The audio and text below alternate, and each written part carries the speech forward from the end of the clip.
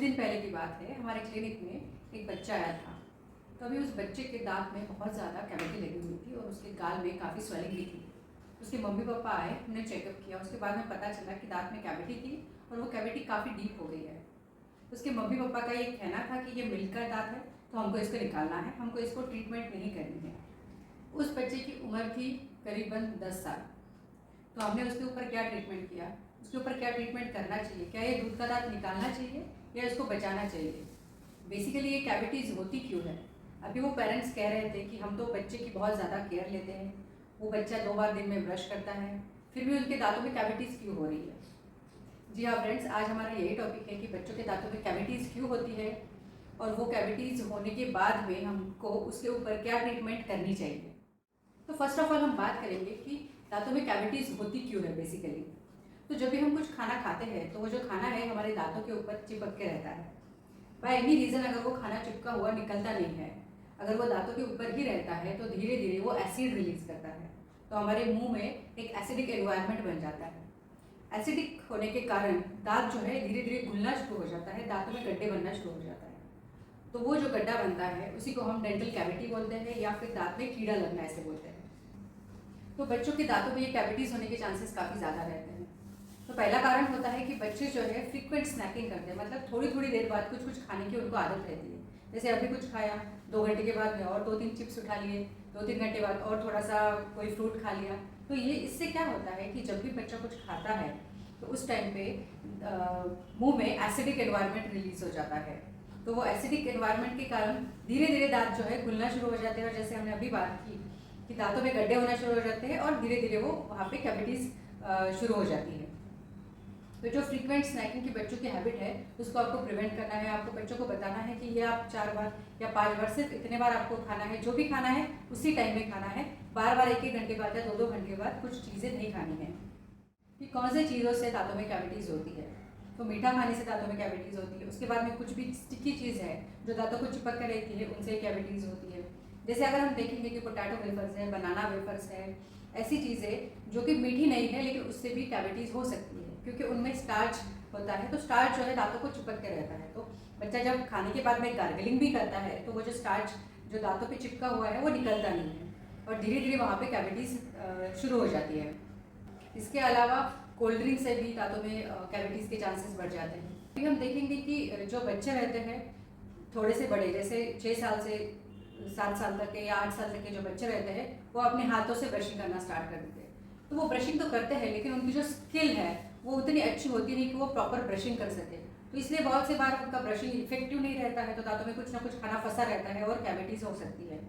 तो जब भी आपका बच्चा 6 साल का है, 7 साल का है, 8 साल का है, तो जनरली 10 साल तक अगर आपका बच्चा है तो उनके जब भी वो ब्रश करते हैं तो उसके बाद में आपने उनके ऊपर मॉनिटरिंग करना ज़रूरी है। मतलब बच्चे ने अगर अच्छे से ब्रशिंग की है नहीं की है वो आपको देखना ज़रूरी है। और अगर बच्चा 6 साल से नीचे है तो डेफिनेटली पेरेंट्स को ही बच्चों के दांतों को ब्रश करके देना है और उनको ब्रशिंग की प्रॉपर टेक्निक भी सिखानी है। बहुत सी बार ऐसे होता है कि पेरेंट्स को भी ब्रशिंग की प्रॉपर टेक्निक आती नहीं है, तो उनको भी वो टेक्निक प्रॉपर सीख के फिर बच्चों को बताना है। प्रॉपर ब्रशिंग किस तरीके से करनी है, उसका ब्रशिंग का क्या तरीका है, इसके ऊपर हमने एक सेपरेट वीडियो ऑलरेडी बना के रखा है, तो वो हमारे चैनल पे आप जाके देख सकते हैं। बात आती है नाइट ब्रशिंग की। तो दिन भर में जब भी हम कुछ भी खाना खाते हैं तो हम गार्गलिंग कर लेते हैं, लेकिन रात में जब हम सोते हैं तो उसके टाइम पे ब्रश करना काफ़ी ज़रूरी है। रात का आपका जब भी डिनर हो जाता है तो डिनर के बाद में एक आधे से पौन घंटा रुक के आपको रात में ब्रश करना है। तो रात का ब्रश जो है बहुत ज़्यादा इंपॉर्टेंट रहता है। तो दिन भर में जो खाना रहता है दांतों में फंसा हुआ, अगर वो आप साफ ना करके वैसे ही सो जाते हैं तो वो जो खाना है 8 घंटे तक 7 घंटे तक वैसे ही रहता है। तो वहाँ पे बैक्टीरियल ग्रोथ बहुत फास्ट हो जाती है और दांतों में कैविटीज़ के चांसेस बहुत बढ़ जाते हैं। यही नहीं बल्कि वो जो खाना फंसा हुआ है उसके कारण जो बैक्टीरिया बढ़ते हैं वो आपके मसूड़ों पे भी इन्फेक्ट करना शुरू कर देंगे। तो जब मसूड़ों में भी इन्फेक्शन हो जाएगा तो मसूड़ों से भी खून आना शुरू हो जाता है, मुंह से स्मेल आना शुरू हो जाता है, धीरे धीरे आपके मसूड़े वीक हो जाते हैं और बहुत सीवियर केसेस में अगर उसको इग्नोर कर दिया तो वो जो इन्फेक्शन है आपके हड्डी तक भी फैल सकता है। और अगर हड्डी तक के इन्फेक्शन फैलता है तो धीरे धीरे आपकी दांत की लाइफ भी कम हो सकती है। इसलिए नाइट ब्रशिंग जो है बहुत ज़्यादा इंपॉर्टेंट है। इसके अलावा घर में एज ए प्रिकॉशन हम ये भी चीज़ कर सकते हैं कि थोड़ा सा कुमकुमा सा पानी लेके, मतलब थोड़ा सा ल्यूकवार्म वाटर, गर्म पानी लेके उसमें नमक डाल के गार्गलिंग कर सकते हैं। तो रात के ब्रश के बाद में अगर आप गार्गलिंग करेंगे तो वो भी आपके गम्स के लिए बहुत हेल्दी रहता है।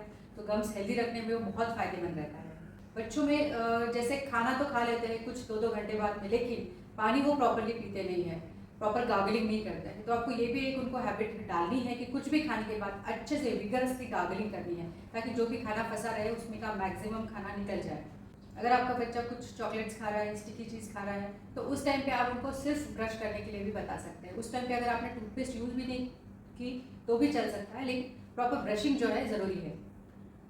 दिन भर में उनको प्रॉपर पानी पीने की सलाह आपको देनी है।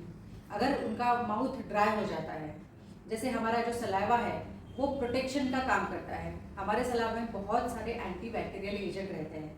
तो अगर हमारा सलाइवा प्रॉपर फ्लो हो रहा है, मुंह में प्रॉपर लार जनरेट हो रही है, तो दांतों में कैविटीज़ का प्रमाण कम हो जाएगा।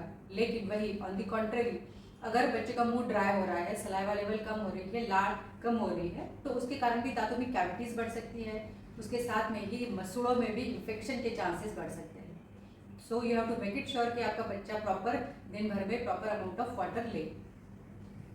बच्चों में कैविटी का और एक दूसरा भी कारण रहता है जो कि हेरिडेटरी हो सकता है। हेरिडेटरी मतलब अनुवांशिक, मतलब उनके पेरेंट्स के दांतों में भी कैविटीज़ है, बच्चों में भी कैविटीज़ है। ये अधिकतर इसलिए होता है कि दांतों का शेप इस तरीके से रहता है, दांतों का आकार इस तरीके से रहता है कि दांतों के पिट्स जो है या दांतों के फीचर्स जो है उसमें खाना फंसता है। अगर आप देखेंगे तो दांत का आकार जो रहता है, कुछ टिप्स रहते हैं और कुछ डिप्रेशन दांतों में रहते हैं। तो जो डिप्रेशन एरिया रहता है जिसको हम पिट बोलते हैं, उस एरिया में जाके दांतों में खाना फंस जाता है। और वो जो पिट रहता है या फीचर रहता है वो इतना डीप रहता है कि उसमें आपका ब्रश जा नहीं सकता है, जिसके कारण अगर बच्चा ब्रश भी करता है तो भी उनके दांतों में कैविटीज़ का चांसेस बढ़ सकता है। तो अगर ऐसा कुछ केस आपके बच्चों में है तो उसमें और भी अलग टाइप का ट्रीटमेंट, प्रिवेंटिव ट्रीटमेंट हम कर सकते हैं। प्रिवेंटिव ट्रीटमेंट मतलब दांत में कैविटीज़ अभी हुई नहीं है, लेकिन हम चाहते हैं कि दांतों में कैविटीज़ हो भी नहीं, तो उसको हम प्रिवेंटिव ट्रीटमेंट मतलब डेंटल सीलेंट करके एक होता है, वो हम एडवाइस करते हैं। तो वो डेंटल सीलेंट आपके बच्चों के दांतों में कर सकते हैं। डेंटल सीलेंट परमानेंट दांतों में करते हैं। जनरली जब भी वो परमानेंट दांत मुंह में आते हैं उसी टाइम पे अगर सीलेंट किया तो उसका फ़ायदा बहुत ज़्यादा रहता है। मिल्क टूथ में कैविटीज़ होने का प्रमाण हमको अगर कम करना है तो वहाँ पे भी एक प्रिवेंटिव ट्रीटमेंट हम बच्चों को एडवाइस करते हैं, उसका नाम रहता है फ्लोराइड ट्रीटमेंट। आपको ये पता है कि दांतों के लिए कैल्शियम अच्छा रहता है, लेकिन दांतों के जो कैल्शियम रहता है, फॉस्फेट्स रहते हैं, तो दांतों को स्ट्रांग बनाने में इनका जो रोल है उसके लिए और एक इम्पोर्टेंट चीज़ रहती है, उसको हम फ्लोराइड बोलते हैं। तो ये फ्लोराइड नाम का जो सॉल्ट रहता है ये दांतों के ऊपर जब लगता है दांतों को वो स्ट्रांग बना देता है। तो फ्लोराइड ट्रीटमेंट जो है आपके डेंटिस्ट के पास आपको मिल सकती है, जिसमें आपको साल में 2 या 3 बार जाना पड़ता है। फ्लोराइड नाम के कंसंट्रेटेड जेल या सोल्यूशन डेंटिस्ट बच्चों के दांतों पे लगाता है। कुछ प्रिकॉशंस बताई जाती है जो आपको घर पे फॉलो करनी पड़ती है।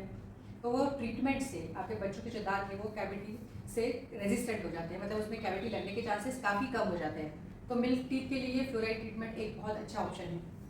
बहुत से पेरेंट्स अपने बच्चों को लेके आते हैं और उन बच्चों के जो है सारे के सारे मिल्क टूथ में कैविटीज़ रहती है और बच्चे की उम्र भी काफ़ी कम रहती है। तो इसका क्या कारण रहता है? तो बहुत सारे बच्चों में जो है बॉटल फीडिंग की हैबिट रहती है। तो बॉटल फीडिंग करते वक्त क्या होता है कि बॉटल फीडिंग की आदत जो है 2 साल के ऊपर तक भी बच्चों को रहती है, जिसमें बच्चा अगर रात को बॉटल फीडिंग लेता है तो उसमें जो दूध रहता है तो दूध स्वीट रहता है, जिसके कारण रात में भी वो स्वीट उनके माउथ में रहता है और जिस वजह से कैविटी का चांसेस बढ़ जाता है। तो ऐसे केसेस में हम उन कैविटीज़ को नर्सिंग बॉटल कैविटीज़ ऐसे बोलते हैं, नर्सिंग बॉटल कैविटीज़ ऐसे बोलते हैं। तो अगर आपका बच्चा बॉटल फीडिंग कर रहा है तो उसकी जो बॉटल फीडिंग है वो करीबन 1 साल में या मैक्सिमम 1.5 साल में बंद होनी चाहिए और उसके बाद में उसको नॉर्मल डाइट पे धीरे धीरे आप उसको लेके आ सकते हैं। वही अगर बच्चा माँ का दूध पी रहा है तो उस केस में 2 साल तक के माँ का दूध वो पी सकता है।